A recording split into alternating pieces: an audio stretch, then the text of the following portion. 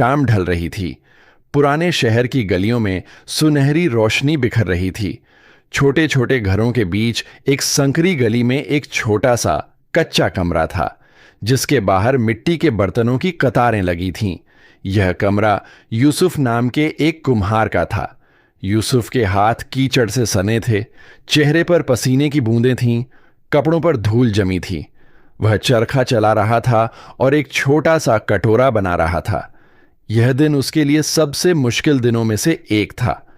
पिछले 2 हफ्तों से कोई बड़ा खरीदार नहीं आया था। दुकान के कोने में रखी मिट्टी सूख रही थी और घर का अनाज खत्म हो रहा था। उसकी बीवी जैनत ने सुबह कहा था, यूसुफ, आज हमें कुछ बर्तन बेचने हैं, बच्चों के लिए दूध भी लाना है। यूसुफ ने बस सिर हिलाया, लेकिन उसके दिल में एक अनजाना बोझ था।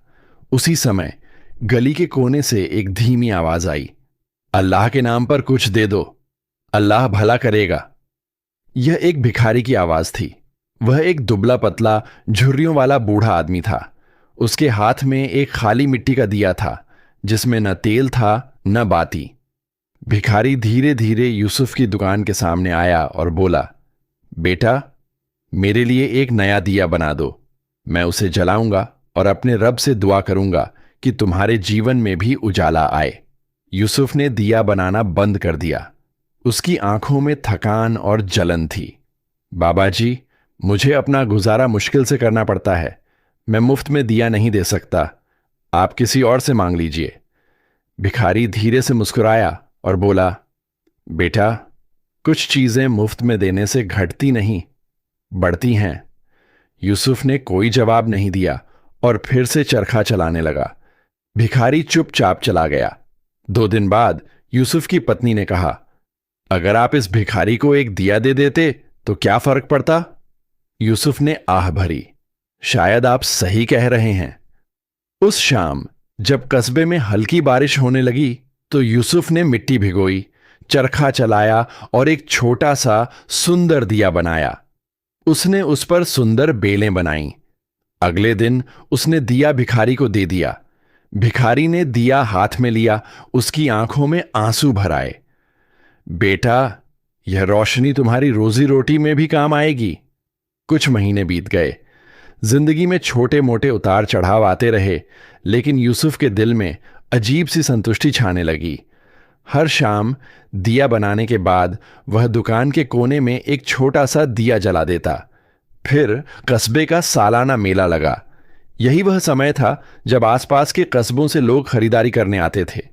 बाजार में चहल पहल रहती थी। रंग बिरंगे कपड़े, मिठाइयों की खुशबू, बच्चों की हंसी और हर तरफ वाद्य यंत्र बज रहे थे। यूसुफ भी अपनी दुकान के बाहर बर्तन सजाता बैठा था। सुबह से दोपहर हो गई, लेकिन खरीदार बस देखते और चले जाते। मन मायूस होने लगा। तभी लंबी दाढ़ी वाला एक आदमी बढ़िया कपड़े पहने घोड़े पर सवार होकर आया। उसके साथ 2 नौकर भी थे। वह यूसुफ के सामने उतरा और बर्तनों को ध्यान से देखने लगा। क्या ये सब तुमने बनाया है? उसने पूछा। हां, अपने हाथों से, यूसुफ ने जवाब दिया। उसने एक खास दिया हाथ में लिया और उसकी खूबसूरत डिजाइन देखकर मुस्कुराया। यह अद्भुत है। यही डिजाइन मैं अपने शहर में ढूंढ रहा था। फिर उसने अपनी जेब से सोने के सिक्के निकाले और कहा, मैं सारा सामान खरीद लूंगा। इसके अलावा क्या तुम मेरे साथ शहर आकर मेरे लिए ये बर्तन और दिए बना सकते हो? मैं तुम्हें एक दुकान और रहने की जगह दूंगा। यूसुफ की आंखों में खुशी के आंसू छलक आए। हां, बिल्कुल। कई साल बीत गए थे। यूसुफ अब शहर का मशहूर कुम्हार था, लेकिन उसके दिल के किसी कोने में उसके पुराने शहर की गलियां और वह छोटी सी दुकान हमेशा जीवंत रहती थी। एक दिन उसने वापस जाने का फैसला किया, उसी गली में जहां उसने अपनी जिंदगी का सबसे मुश्किल वक्त बिताया था।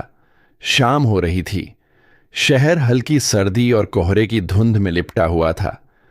आसमान गुलाबी सुनहरे रंग में नहाया हुआ था। सड़कें खामोश थीं।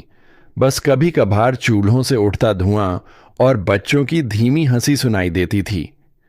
यूसुफ घोड़े से उतरा और पुरानी मिट्टी की दुकान के सामने खड़ा हो गया। दीवारें सड़ी हुई थीं, पुराना लकड़ी का दरवाजा थोड़ा टूटा हुआ था, लेकिन यही वो जगह थी जहां उसने उम्मीद और सब्र का पहला दिया जलाया था। उसने कपड़े का एक बंडल खोला। अंदर एक बहुत ही सुंदर मिट्टी का दिया था, स्लेट के रंग का, पतली बेलों वाला, और किनारे पर एक पतली सुनहरी पट्टी।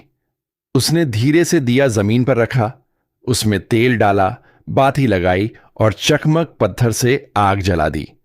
जैसे ही बाती में आग लगी, मिट्टी की दीवारों पर सुनहरी किरणें फैल गईं। एक हल्की सी खुशबू और एक अजीब सी शांति हवा में फैल गई। यूसुफ ने दिए के नीचे एक लकड़ी का तख्ता रखा, जिस पर सुंदर अक्षरों में लिखा था, रोशनी बांटो, रोशनी लौट आएगी। उसी समय एक कमजोर बूढ़ा भिखारी गली के कोने से धीरे धीरे चला आया। यूसुफ की नजर उस पर पड़ी और वह चौंक गया। ये वही भिखारी था जिसने बरसों पहले उसे दिया मांगा था। भिखारी ने जलता हुआ दिया देखा और उसकी आंखों में आंसू आ गए। बेटा, क्या मैंने तुमसे नहीं कहा था, ये रोशनी भी तुम्हारे भरण पोषण का हिस्सा होगी? यूसुफ आगे बढ़ा और भिखारी का कांपता हुआ हाथ थामकर बोला, पिताजी, आपकी दुआओं ने मुझे यहां तक पहुंचाया है। आज यह दिया सिर्फ मेरा नहीं है, यह उन सभी के लिए है जिन्होंने उम्मीद खो दी है। भिखारी मुस्कुराया और दोनों दिए के पास बैठ गए। बाहर अंधेरा बढ़ता गया, लेकिन मिट्टी का दिया जलता रहा, मानो यह घोषणा कर रहा हो कि नेकी की रोशनी कभी बुझती नहीं।